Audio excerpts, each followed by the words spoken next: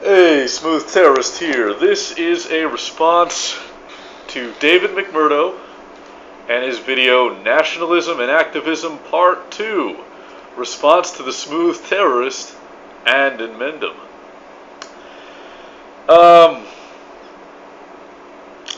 Now, part of your video, David McMurdo, was a response to a video by Inmendham, which I haven't seen, and which I have no intention of watching.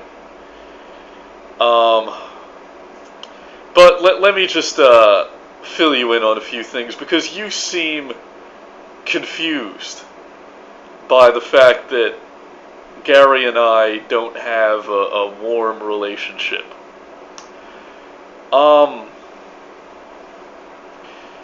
Let me just say that most of the animosity is on his part, not mine. I don't hate Inmendham. Frankly, I just find him kind of uninteresting. But he hates me. And I'm not going to go into the details of why that is, because that would make this into a drama video. But I'm just going to tell you this. It has to do with a woman. And I think that should tell the whole story by itself. I don't think I should have to give you the details. You see, you look like the kind of guy who knows what I'm talking about. It has to do with a woman. Should I really need to say more than that? Anyway. But I want to address a few things in your video, David McMurdo. One of them is that you're concerned about this project I'm doing and whether it's going to get off the ground. Well, you're not the only person who's expressed that concern. I've gotten a few PMs, including from that wish list person that I read. I read his communiques in a few of my videos before, and just like you, Wishlist said, "Oh, you better strike while the iron's hot, because this thing has momentum behind it right now, and if you wait too long, then you'll lose the momentum and people will lose interest, and you should just pick a forum right now, even if it's not perfect, and just strike while the iron's hot before you lose momentum." And look, I'm going to say the same thing to you that I said to him. I'm not concerned about losing momentum in the least.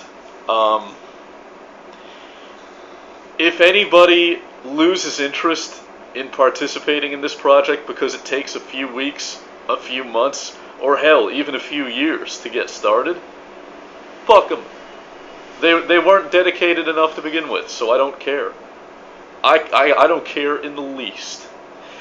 Now, I will let you know that the project isn't stalled out, not in the least. I've been speaking to a number of web developers who have kindly volunteered their services and are willing to create a forum for this. And right now I'm vetting options, and I'm deciding which is the best way to go. And anybody who's interested in participating in this, all I can tell you is it's going to take how long it takes, guys. And if you're impatient and you lose interest, then that's probably for the best. It's probably meant to be. I mean, if this is not an undertaking that is conducive to short attention spans. I'll put it that way. If you don't really care, then please don't waste my time, and I won't waste yours. Now, another concern that David McMurdo expressed, and you're not the only one, once again, David, who's brought this up, is the possibility of trolls co-opting this and just derailing the project. Well, I didn't think that was going to be a problem in the beginning. Now, here's the interesting thing about these anti-natalists, David McMurdo. What I find very interesting is that I've been making videos on YouTube for years, and Gary Inmendham has not paid any attention to me. He doesn't care what I'm here talking. He doesn't care what I'm doing. I do my thing. He does his thing. But all of a sudden, if he finds out that I'm trying to do something beneficial to the human species, oh boy, does that fucking chafe him raw. That just really sticks in his craw. And the rest of these anti-natalists too. Oh, that just riles them up. It pisses them off. And I don't know if you had a chance to see it, but I made a video essentially trolling these guys. I took it down after about 10 minutes. I decided, I decided it was counterproductive. It's kind of the thing I used to do back in the day, and I said, yeah, do I really want to go back to making videos like that? No, not really. It's not worth it.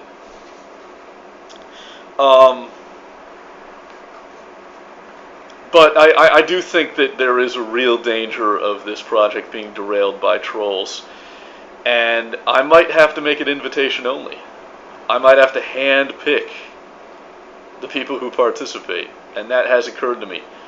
Rest assured, David McMurdo, you've made the cut. And I really hope I don't have to do that, because I think it's going to be a big hindrance, but it may be necessary. I just think it's shameful that these anti-natalist guys have all come out of the woodwork to try and disrupt what I'm doing. Because I never made a video about philosophy. I never made a video refuting anti-natalism. So clearly they're just here to throw a monkey wrench in the works and try to prevent me from doing what I'm doing. And I find that reprehensible in the highest. I think it's disgusting.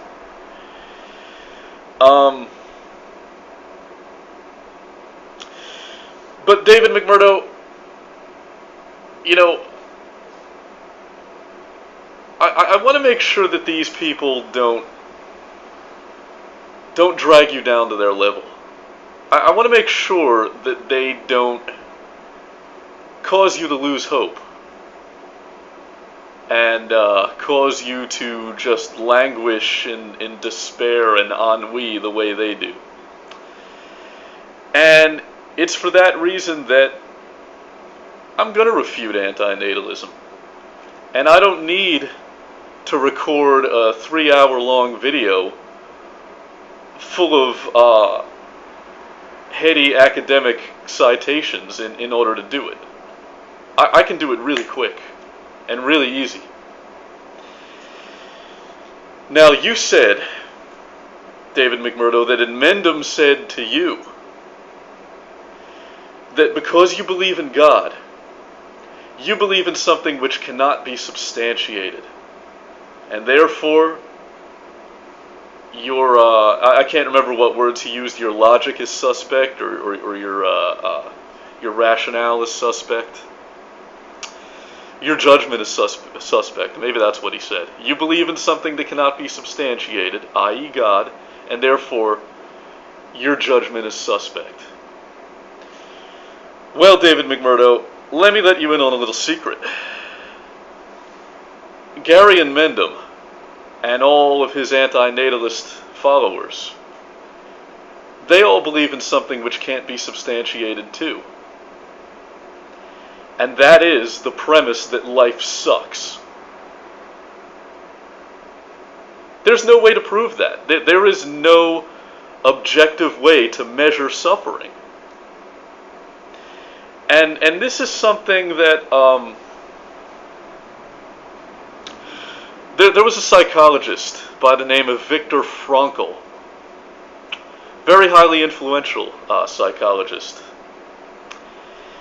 and he spent a lot of time in the Nazi concentration camps because he was a Jew. Now, if you were a Jew in the concentration camps, the likelihood was pretty high that, any day your number could be up and you'd get herded into the ovens or the gas chamber. But the Nazis tended to make exceptions for Jewish people who had valuable skills, because they didn't want to do their own work. They didn't want to cook, they didn't want to clean, they didn't even want to do their own discipline. They would actually appoint abusers from among the Jewish concentration camp population to act as guards. I believe they called them capos. But Viktor Frankl was a very successful psychologist. Now, how do you define success for a psychologist? Because so much of psychology is theory, and so much of it is subjective. So how do you judge someone as successful objectively? Well, he had an incredible track record for preventing suicide. He was very good at reducing suicide rates, and I can't think of a better objective measure of success for a psychologist than that. So, Viktor Frankl was kept alive, and he managed to survive the war because he had a valuable skill. And unless, I could be wrong about this because I haven't read about him in so many years, but I'm pretty sure that not only was he treating the other inmates in the camp, and the camps actually, he was in several camps. I believe one of them was Auschwitz. But he was also treating the guards. So just imagine a Nazi laying down on the couch next to a Jewish psychologist and saying, "Oh, I had such a long day of herding your people into the ovens, and I feel a little bad about it. I'm a little upset." That happened. But Viktor Frankl was very influential on psychology because of the discoveries and observations that he made during his time in the camps. And the most important observation he made,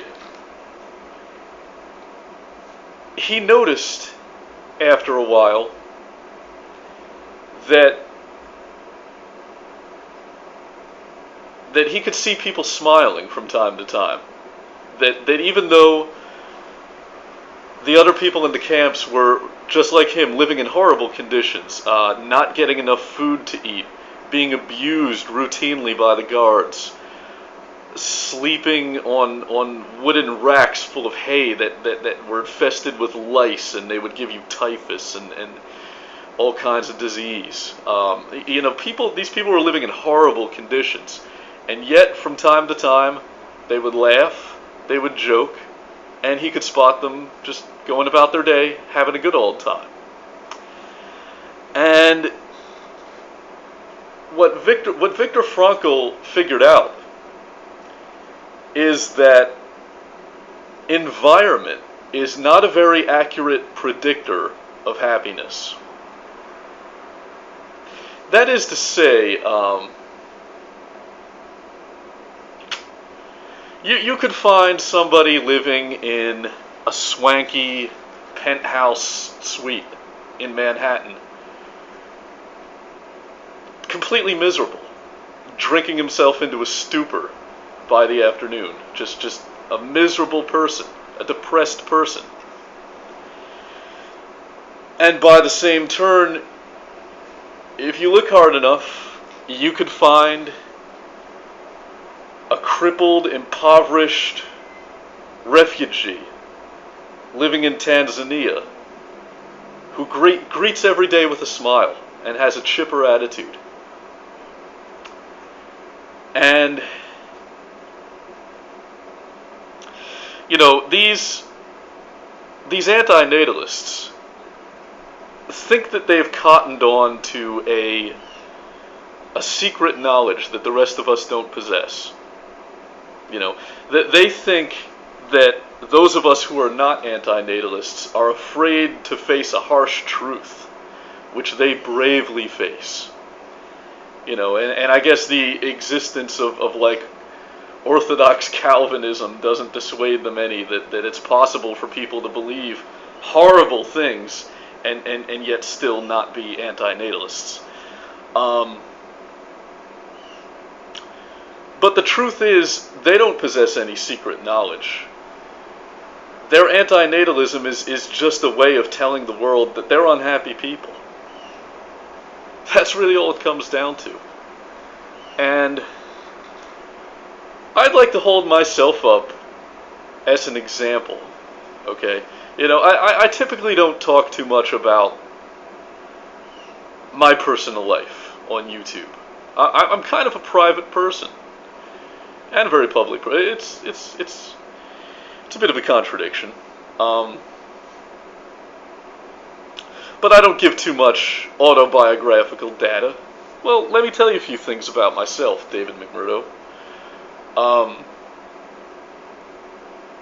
I was routinely abused as a kid, beaten, tortured, frequently held at gunpoint.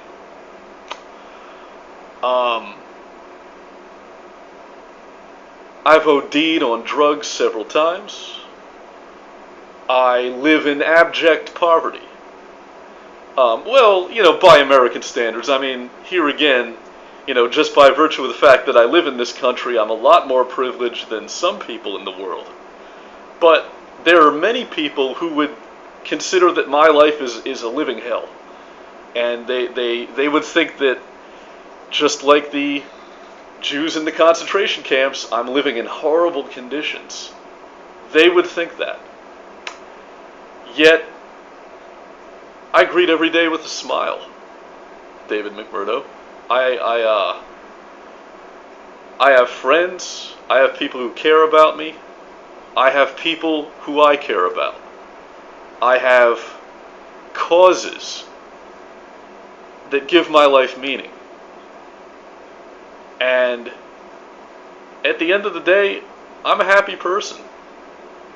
I think that's really what pisses anti-natalists off the most, is the idea that some people are capable of not moping around and just bemoaning what a meaningless horror show it all is. And the funniest part is, I share probably 99% of their belief system. I mean, I think the average anti-natalist is probably a materialist. So am I. I am a stark materialist. I don't believe in souls. I don't believe in free will. I think free will is a ridiculous concept. I'm a strict causal determinist. I believe we live in a clockwork universe. Everything's predetermined. I think that at bottom, human beings are machines. Complex, biochemical machines. Obeying our genetic programming. Executing programming. And I'm okay with that. Now, the anti-natalist says that life has no value. That there's no reason for us to be here. We may as well not exist. But, if you view reality the way I do,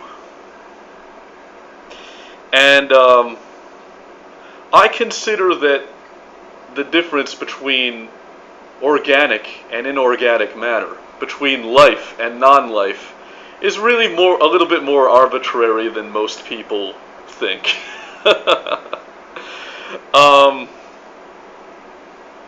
Let me give you a little example. I was watching a documentary once about a cave which was discovered in a silver mine in Mexico. And these giant gypsum crystals were discovered inside this cave, which had previously been full of hot water because of volcanic activity in this silver mine. And these gypsum crystals were enormous. They were about the size of telephone poles. Hundreds of them. Now, they sent a team of scientists in with special equipment because the temperatures were so high, for all sorts of purposes, measuring all different aspects of this cave. But one specific discipline was exobiology. These exobiologists were there to try to find life, to try to find exotic, rare forms of life that couldn't be found anywhere else. And they left disappointed. They left with hangdog expressions on their face. Oh, there just wasn't any life in the cave. I remember watching that and thinking, what about the crystals? They grow, they reproduce. One of my favorite philosophers, a gentleman by the name of Guy Murchie, remarked upon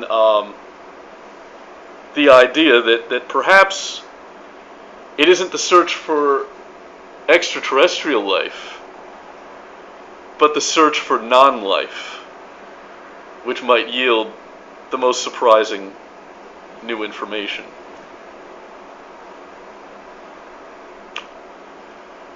And it really is more of an arbitrary distinction than it looks at first glance. I mean, how do you classify something like a virus? Is it alive? Is it not alive? What about a prion? Are prions alive? You know, the lines do blur. But if you have my view, if you see life as something which essentially isn't that special, it isn't really that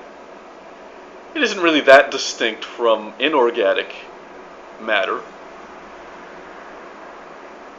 then you have to ask yourself this question: is self-pity an intrinsic feature of nature? Do you see a rock that feels sorry for itself? Do you see glaciers that want to commit suicide? It's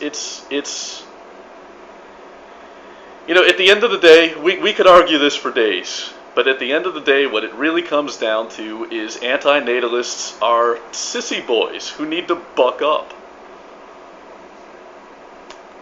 And that's all I can say about them. And David McMurdo, there is nothing wrong, nothing at all wrong with the fact that you find meaning in life by doing things to help other people and make the world that you live in a better place. There's nothing that I can think of more noble than that. And the only reason I'm talking about this stuff is that I don't want these guys to change you. I don't want these guys to drag you down to their level, and that is what they're trying to do. Misery loves company. These guys want to make converts to justify how rotten they feel. Because if they see anybody who thinks that life is worthwhile, it threatens their confidence that they're right, and it forces them to ask themselves if maybe they're just some whiny, mopey bitches, which they are. And that's why they won't be happy until every last person believes the same thing they do, which is never going to happen because it's an insane philosophy. They really are a death cult at bottom. So that's all I wanted to say to you, David McMurdo, on the topic of anti-natalism.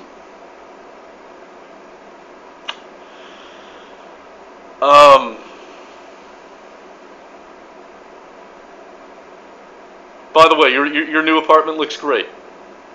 Congratulations. I know that your hard work feels satisfying, doesn't it? Wouldn't you say that simple work is good for the soul, David? Wouldn't you say that gives meaning to life. But some people wouldn't know anything about that. Now,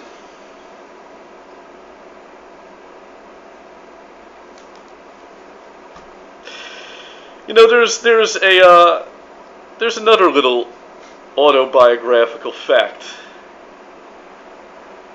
that I'd like to divulge. I exist because of the bombs that were dropped on Hiroshima and Nagasaki. I can't state that with 100% certainty. But here's what I do know. My grandfather, as I've mentioned in previous videos, served in the European theater. He prowled the Straßes of Germany with a gun waxing Nazis, and then he came home. But what I've never mentioned on YouTube before is that he was ordered back to the Pacific Theater of Operations.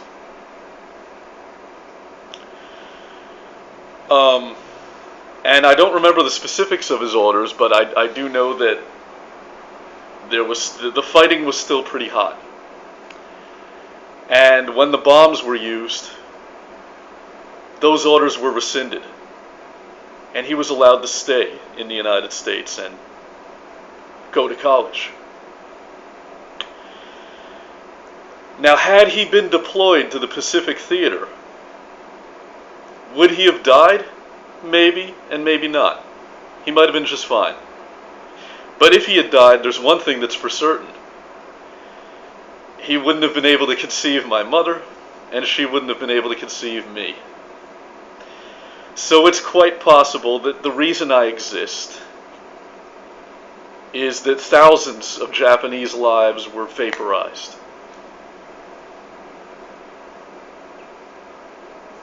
That's something I found out at a young age, and I've thought about it my entire life. And, you know, somebody like Inmendham, David McMurdo, would say that there's no purpose for existence. But you, like myself, seem to be someone who is concerned with finding a purpose. Now, I don't know what yours is, and it's not my place to tell you that. But I do know that if my life has a purpose, I think it's to undo the sin that's responsible for my birth.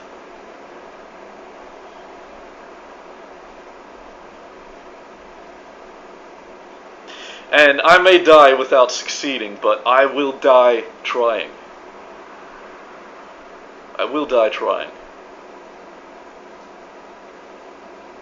This has been The Smooth Terrorist, and if you enjoyed this video, then download it, re-upload it, mirror it, parody it, make it your own, because the anti-natalists at Google cannot censor me unless you let them. Keep it smooth.